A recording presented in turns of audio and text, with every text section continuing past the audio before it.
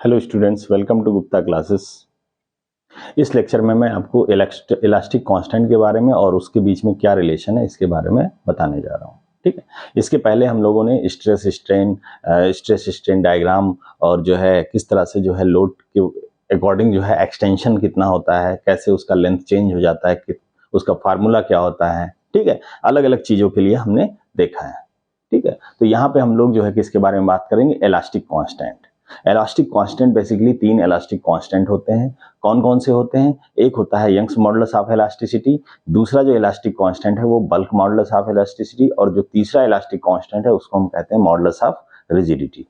ठीक, उसी में जो है तीनों में हम रिलेशन निकालते हैं और उसी में बीच में एक आता है क्या, जो है पॉइजन रेशियो। पॉइजन रेशियो के बारे में हमने लास्ट वीडियो में ही जो है डिस्कशन कर लिया था, फिर भी यहाँ पे हम थोड़ा सा जो है डिस्कशन करेंगे, उसके बाद रिलेशन देखेंगे और फिर उससे रिलेटेड क्वेश्चंस को अप्लाई करेंगे, किस तरह से लगाया जाता है फार्मूले को। ठीक है, तो पहला जो है क्या है, मॉडुलस ऑफ इलास्टिसिटी। तो मॉडुलस ऑफ इलास्टिसिटी इसको हम ई से लिखते हैं, और ई बेसिकली हमने आपको जो है बताया था कि within the elastic limit, जो हुक्स लॉ था, है ना, within the elastic limit जो है linear stress, it is the ratio of linear stress to linear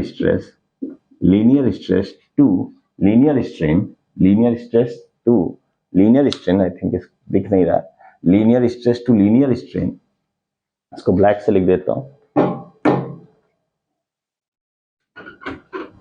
linear stress to linear strain, उसको हम क्या कहते हैं, या modulus of elasticity. Linear stress upon linear strain, इसको कहते हैं मॉडुलस ऑफ इलास्टिसिटी। ठीक है, ऐसे ही बल्क मॉडुलस ऑफ इलास्टिसिटी क्या था, इसके लिए जो है हमने आपको लास्ट टाइम बताया नहीं था, but bulk modulus of elasticity क्या होता है, जैसे 3 डायमेंशनल ऑब्जेक्ट की बात अगर करें, उस पर हम फोर्स को अप्लाई करें, ठीक है, तीनों तरफ से, तीनों डायमेंशन में, तीनों डायरेक्शन में अगर हम फोर्स को अप्लाई करें, जैसे यहाँ पे मैं एक जो है क्यूब बना रहा हूँ, मैं आपको जो है यहाँ पे क्यूब बना रहा हूँ, और यहाँ पे हमने ये 3 डायमेंशनल क्यूब है, और इस पे हमने 3 तरफ से जो है स्ट्रेस लगाया, जैसे पी है, ये पी है, ये कंप्रेसिव लगा रहे हैं। ठीक है, इस तरीके से तीनों डायरेक्शन में इस तरीके से कंप्रेस कर रहे हैं, एक हॉरिजॉन्टल डायरेक्शन में, वर्टिकल डायरेक्शन में, और एक जो है जेड डायरेक्शन में। 3 डायरेक्शन में हम इस पे जो है अगर फोर्स लगा रहे हैं, तो इसका वॉल्यूम क्या हो रहा है, चेंज हो रहा है। तो वॉल्यूम जब चेंज हो रहा है तो वहां पे क्या होगा, वॉल्यूमेट्रिक स्ट्रेन आएगा। क्या होगा, वॉल्यूमेट्रिक स्ट्रेन। तो बल्क मॉडुलस ऑफ इलास्टिसिटी जो है, bulk modulus K is equal to क्या होगा, के इज इक्वल टू होगा, K is equal to stress uniform stress, और नीचे क्या होगा, वॉल्यूमेट्रिक स्ट्रेन। इसको किससे लिखते हैं, स्मॉल ई वी से लिखते हैं। K is equal to, this is the ratio of the stress, bulk modulus is the ratio of the, it is the ratio of stress to the volumetric strain. अब ये stress जो है ये क्या है, ये हमने स्मॉल पी लिया है, तो इसको हम क्या लिख देंगे, स्मॉल पी। ठीक है, ये तीनों तरफ से जो स्ट्रेस लग रहा है, तीनों तरफ से जो फोर्स लग रहा है, उसके अकॉर्डिंग जो एरिया से डिवाइड करके हम जो स्ट्रेस निकालेंगे, तो that stress upon volumetric strain, इसको हम क्या कहेंगे, बल्क मॉडुलस या बल्क मॉडुलस ऑफ इलास्टिसिटी कहते हैं। ठीक है, इसको हम के से रिप्रेजेंट करते हैं। अब ये जो तीनों तरफ से स्ट्रेस लग रहा है, इसी को हम कहते हैं यूनिफॉर्म प्रेशर।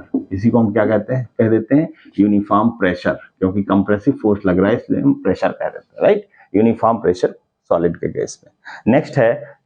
नेक्स्ट है मॉडुलस ऑफ रिजिडिटी। इसको हम किससे रिप्रेजेंट करते हैं, जी से लिखना है। ये क्या होता है, ये भी एक रेशियो होता है, और किसका रेशियो होता है, ये जो है जो मॉडुलस ऑफ रिजिडिटी है, it is the ratio of the shearing stress to shearing strain. ये क्या होता है, it is the ratio of shearing stress to shearing strain. Shearing stress को हम किससे लिखते हैं, शियरिंग स्ट्रेस को हम जो है जो लिखते हैं वो किससे हम लिखते हैं, टाउ से लिखते हैं। किससे लिखते हैं, टाउ अपॉन शियरिंग स्ट्रेन को या तो फाई से लिखते हैं, या कहीं कहीं थीटा लिखते हैं, फाई लिख सकते हैं यहाँ पे। ठीक है, तो इस तरीके से हम तीनों इलास्टिक कांस्टेंट के बारे में हमने आपको बताया कि किस तरह से इनको डिफाइन किया जाता है, किस तरह से इनको डिफाइन किया जाता है। अब इन तीनों के बीच में क्या रिलेशन होता है उसको हम देखेंगे, उस रिलेशन को लिखेंगे। और एक और है जो इन तीनों के बीच में आता है, क्या, पॉइसन रेशियो। इसको हम म्यू से रिप्रेजेंट करते हैं। और हमने लास्ट वीडियो में बताया था कि Poisson ratio is defined as the ratio of lateral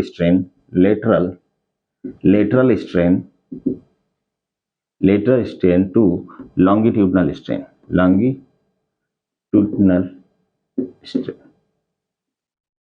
ठीक है। जब आप फोर्स या टेंसाइल फोर्स लगाते हैं तो क्या होगा, लेंथ तो बढ़ता है लेकिन उसके अपोजिट डायरेक्शन जो ब्रेथ होता है वो घट जाता है। तो ब्रेथ को लेके जो स्ट्रेन लिखते हैं, ब्रेथ में जो चेंजेस होता है अपॉन इनिशियल विथ, उसको हम कहते हैं लेटरल स्ट्रेन। और लॉन्गिट्यूडनल स्ट्रेन क्या होगा, डेल्टा एल अपॉन एल हो जाता है। तो इस केस में इसके रेशियो को क्या कहते हैं, पॉइसन रेशियो, और इसको हम म्यू से रिप्रेजेंट करते हैं। अब आइए देखते हैं, हम रिलेशनशिप लिखते हैं कि मॉडुलस ऑफ इलास्टिसिटी और मॉडुलस ऑफ रिजिडिटी में क्या रिलेशन है, मतलब ई और जी में क्या जो है रिलेशन होता है, ई और जी में क्या जो है संबंध होता है, इसको हम लिखते हैं। तो हेडिंग डालिए, हेडिंग लिखेंगे क्या, relation between the modulus of elasticity and modulus of rigidity. Modulus of elasticity and modulus of rigidity, इन दोनों के बीच में पहले रिलेशन देखेंगे, फिर अलग अलग रिलेशन देखें। तो पहला रिलेशन हम लोग लिखेंगे between the modulus of elasticity, relation between modulus of elasticity E and modulus of rigidity G. E और जी में, ई क्या है, मॉडुलस ऑफ इलास्टिसिटी, और जी क्या है, मॉडुलस ऑफ रिजिडिटी। ये क्या है, लिख देते हैं मॉडुलस ऑफ इलास्टिसिटी, और ये क्या है, modulus of rigidity, modulus of rigidity. इन दोनों के बीच में हमें रिलेशन लिखना है। तो इसमें जो है एक आपको फार्मूला ध्यान रखना है, इसका डेरिवेशन में मैं नहीं करा रहा हूं, लेकिन इसका फार्मूला आपको ध्यान रखना है। ये क्या हो जाता है, E इज इक्वल टू, यहाँ पे लिख देता हूं, E is equal to 2G, E is equal to 2G 1 plus bracket में 1 प्लस म्यू, ठीक है। तो ये रिलेशन होता है किसके किसके बीच में, ई और जी के बीच में। ई और जी के बीच में जो है क्या रिलेशन होता है, E is equal to 2G 1 plus mu. इसका डेरिवेशन भी है, वो हम बाद में करा देंगे, बट अभी जो है आप इसके जो है फार्मूले को देखिए कि किस तरह से रिलेशन होता है और उससे हम कैसे अप्लाई करते हैं क्वेश्चंस को लगाना। तो ये जो है पहला रिलेशन क्या है, मॉडुलस ऑफ इलास्टिसिटी और मॉडुलस ऑफ रिजिडिटी के बीच में रिलेशन है। दूसरा जो रिलेशन होगा वो किसमें होगा, मॉडुलस ऑफ इलास्टिसिटी और बल्क मॉडुलस। तो relation between modulus of elasticity and bulk modulus, उसको हम कैसे लिखते हैं, ये क्या है, बल्क मॉडुलस वॉल्यूम वाला, ठीक है, वॉल्यूमेट्रिक स्ट्रेन जिसमें आता है। तो बल्क मॉडुलस, इसके बीच में जो रिलेशन होगा उसको हम कैसे लिखेंगे, मॉडुलस ऑफ इलास्टिसिटी और बल्क मॉडुलस के बीच में E is equal to 3K, E is equal to 3K 1 minus 2 mu, क्या होगा, 1 माइनस 2 म्यू। ये होता है रिलेशन किसके किसके बीच में, ये जो है relation between the modulus of elasticity and bulk modulus के बीच में। ये बल्क मॉडुलस है, ये मॉडुलस ऑफ इलास्टिसिटी, और ये क्या है, पॉइसन रेशियो। ये क्या है, modulus of elasticity, modulus of rigidity, और क्या है, पॉइसन रेशियो। पॉइसन रेशियो तीनों में आता है, ठीक है। अब नेक्स्ट जो रिलेशन हम लिखने जा रहे हैं, तो ये ई और जी में रिलेशन हो गया, ये ई और के में रिलेशन होगा। तीसरा जो रिलेशन मैं लिखने जा रहा हूं वो तीनों में रिलेशन बताएगा, वो तीनों में रिलेशन होगा। तो रिलेशन एमंग, क्या लिखेंगे, रिलेशन तीनों में लिखेंगे, relation among modulus of elasticity, modulus of rigidity and bulk modulus, तीनों के बीच में क्या रिलेशन है उसको हम रिलेशन को यहाँ पे लिखेंगे। तो इसको आपको ध्यान रखना है, रिलेशन क्या है, 9 अपॉन ई इज इक्वल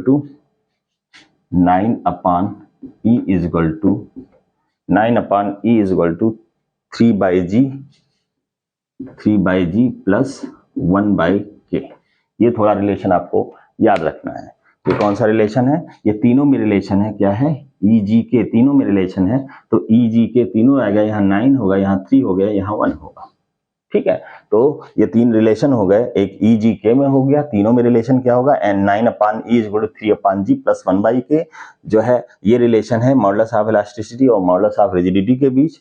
क्या होगा, E is equal to 2G 1 plus mu, और मॉडुलस ऑफ इलास्टिसिटी और बल्क मॉडुलस के बीच में क्या रिलेशन होगा, E is equal to 3K 1 minus 2 mu, जहां म्यू क्या है, पॉइजन रेशियो, म्यू क्या है जो है ये पॉइजन रेशियो। तो ये तीन जो है इलास्टिक कांस्टेंट के बीच में रिलेशन, और इसके बारे में मैंने आपको बता दिया कि क्या है ये, ठीक है, और किस तरह से अब इसको हम फार्मूले में यूज कर, इस फार्मूले को हम किस तरह से यूज करते हैं क्वेश्चंस में, इसके लिए हम जो है न्यूमेरिकल क्वेश्चन देखेंगे, तब ये जो है फाइनल आपको क्लियर हो जाएगा। ठीक है, तो आइए देखते हैं न्यूमेरिकल क्वेश्चन। तो बच्चों ये क्वेश्चन जो है आपको दिया गया है जो कि इलास्टिक कांस्टेंट पे बेस्ड है, किस तरह से फार्मूले को हमें अप्लाई करना है ये हम यहाँ देखेंगे इस क्वेश्चन में। तो क्वेश्चन आइए पढ़ते हैं। क्वेश्चन में क्या दिया है, अ बार ऑफ 25 mm डायमीटर, मतलब एक बार है, बार मतलब एक टाइप का रॉड है जिसका डायमीटर कितना दिया है, डायमीटर कितना दिया है, यहाँ से देख सकते हैं, diameter is given as how much, diameter दिया हुआ है 25 mm, कितना दिया है सॉरी 25 mm दिया। नेक्स्ट जो है क्या कह रहा है, इस टेस्टेड इन टेंशन, मतलब इसको यूटीएम पे टेंसाइल टेस्ट ऐसे जो है लगा के किया जा रहा है। ठीक है, it is observe that when a load of 60 kilonewton, ये ऑब्जर्व किया गया कि जब इस पे लोड जो है, टेंसाइल लोड जो है कितना 60 किलो न्यूटन, ये अप्लाई किया गया, कितना 60 किलो न्यूटन अप्लाई किया गया, that extension measured over a gauge length, मतलब इसका गॉज लेंथ का मतलब इसका एक्चुअल लेंथ दिया है कितना, actual length L is equal to कितना दिया है 200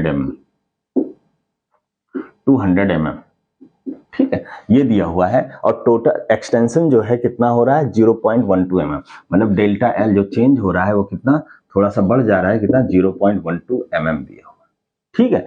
एंड कॉन्ट्रैक्शन इन डायमीटर, भाई जब हमने आपको बताया है कि ये जब इसको हम खींचेंगे, इसको जब पुल करेंगे तो ये तो लंबाई तो बढ़ेगी, लेकिन क्या होगा दूसरे साइड में डायमीटर क्या होगा, घटेगा, है ना, दूसरे साइड में क्या होगा, ये वाला डिस्टेंस घटेगा, मतलब ये जो 25 mm है ये कम हो जाएगा। ठीक है, तो कॉन्ट्रैक्शन इन डायमीटर इज 0.00, मतलब जो डेल्टा डी दिया हुआ है, कॉन्ट्रैक्शन हम इसको कहेंगे, ये कितना दिया है 0.0045 mm, ये दिया हुआ है। Find the Poisson ratio and elastic constant EGK, ये हमें निकालना है।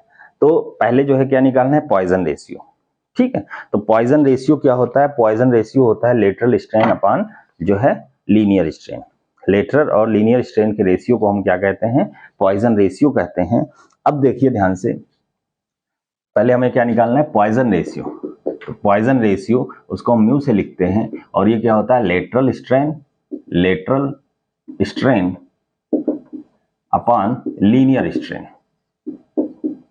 ये लेटरल स्ट्रेन क्या होता है, लेटरल स्ट्रेन मतलब जिधर फोर्स लगा रहे हैं उसके परपेंडिकुलर डायरेक्शन में जो डायमेंशन चेंज हो रहा है, वो जो है क्या होगा, चेंज इन डायमेंशन, वो क्या हो रहा है डेल्टा डी, क्योंकि ये हो रहा है डेल्टा डी अपॉन ये क्या होगा डेल्टा एल अपॉन एल। ठीक है, अब डेल्टा डी आपको दिया है कितना, इसकी वैल्यूज पुट कर देंगे, तो म्यू इज इक्वल टू क्या हो जाएगा 0.0045 अपॉन डी कितना दिया है 25, डायमीटर कितना दिया है 25 mm अपॉन डेल्टा एल कितना दिया है 0.12 अपॉन एल कितना दिया है length, gauge length that is 200। अब इसको सॉल्व कर लें तो कितना आंसर आ जाएगा, आइए देखते हैं, कैलकुलेटर से इसको सॉल्व करेंगे तो कितना हो जाएगा 0.0045 divided by 25 multiplied by 200 divided by 0.12, ये आ गया 0.3। तो पॉइजन रेशियो जो आया है वो कितना हो गया 0.3। इसको कैसे हमने सॉल्व किया, इसको बहुत सिंपल मेथड है सॉल्व करने का, जो है ये ऊपर आ जाएगा, तो इसको हम यहाँ पे लिख देते हैं एक बार फिर से, क्या होगा 0.0045 अपॉन 25 मल्टीप्लाइड बाई 200 अपॉन 0.12, ये कितना आ जाएगा 0.3 आ जाएगा, तो म्यू कितना आ जाएगा 0.3 आ जाएगा। नेक्स्ट जो है इसमें हमें पता करना है, हमें इलास्टिक कांस्टेंट सारे जो है वो निकालने हैं। तो इलास्टिक कांस्टेंट जो सारे हमें पता करने हैं, सभी इलास्टिक कांस्टेंट, इसमें जो पहला है वो हम क्या जो है लिखने जा रहे हैं ई, क्या लिखेंगे ई। तो यहाँ पे ई जो है हम कैसे पता करेंगे, ई की वैल्यू जो है ई, ठीक है, ई की वैल्यू हम कैसे पता करेंगे, तो ये मॉडुलस ऑफ इलास्टिसिटी क्या होती है इसको पहले देखेंगे। ये क्या होता है, हमारे पास फार्मूला जो है, जो पहले हमने जो है देखा था, है ना, फार्मूला जो हमने पहले देखा था जो है चेंज इन लेंथ का फार्मूला क्या होता? PL/AE, ये फार्मूला था और पहले हम लोगों ने पढ़ रखा है। अगर नहीं आपने देखा है तो इसको लास्ट वीडियो में आप देख लीजिए। पुराने जो 4-5 वीडियो हमने बनाया है जो है इससे रिलेटेड, जहां से स्ट्रेस मैंने स्टार्ट किया है वहां से आप देख लीजिए तो आपको बिल्कुल क्लियर हो जाएगा। तो यहां से हम लिख सकते हैं, हमें ई निकालना है तो ई क्या लिख लेंगे? E is equal to PL/A delta L. ठीक है, ये लिख लेंगे। अब ए जो है, पी जो है हमें दिया है 60 किलो न्यूटन, हमें इसको न्यूटन में चेंज करना है। ए की वैल्यू पहले हम फाइंड करेंगे तो यहाँ से डायमीटर जो हमें दिया है 25, यहाँ से क्रॉस सेक्शनल एरिया क्या होता है? π/4 d स्क्वायर। क्या होता है? π/4 d स्क्वायर। यहाँ से हम इसकी वैल्यू फाइंड करेंगे इंटू 25 स्क्वायर, तो ए बराबर कितना हो जाएगा? ए इज इक्वल टू, इसको हम फाइंड कर लें पहले, तो कितना हो जाएगा? शिफ्ट π/4 मल्टीप्लाइड बाई 25 स्क्वायर,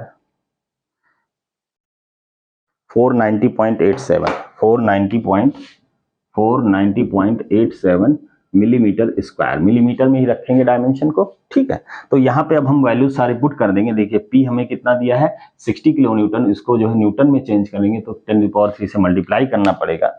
ठीक है, तो जो है यहाँ पे अगर हम वैल्यूज पुट करें तो क्या होगा? PL, पी कितना दिया है? 60 kilo Newton, 60 into 10⁻³ into L, L कितना दिया है? 200 अपॉन ए कितना आया है? यहाँ से हमने कैलकुलेट कर रखा है 490.87 into delta L, delta L कितना है? एक्सटेंशन कितना हुआ लेंथ में? 0.12। अब इसको हम कैलकुलेट कर लें तो ई इज इक्वल टू हमारा आ जाएगा, इसको कैलकुलेटर से आप कैलकुलेट करिए तो क्या हो जाएगा? देखिए ध्यान से, 60 multiplied by 200 divided by 490.87 divided by 0.12, that equal to 20371। कितना आ रहा है? 20371,719.92 इतना आ रहा है। ये किस में आएगा? न्यूटन पर मिलीमीटर स्क्वायर में आएगा।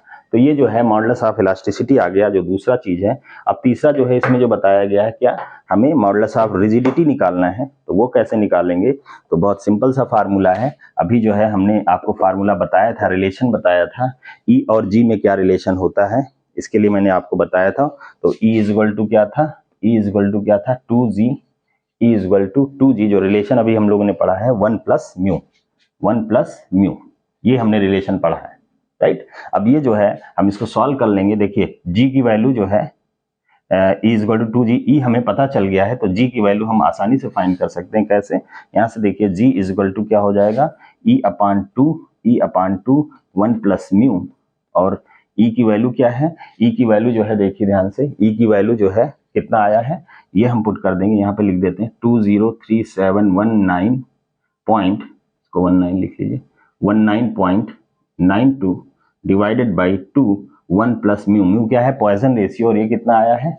ये आया है 0.3। यहाँ पे रख देंगे तो ये आंसर कितना आ जाएगा? यहाँ पे लिख लेते हैं आंसर। इसको सॉल्व कर लें तो क्या हो जाएगा? 2037, ठीक है, अपॉन 2 डिवाइडेड बाई 1.3, ये आएगा 78353। कितना आएगा?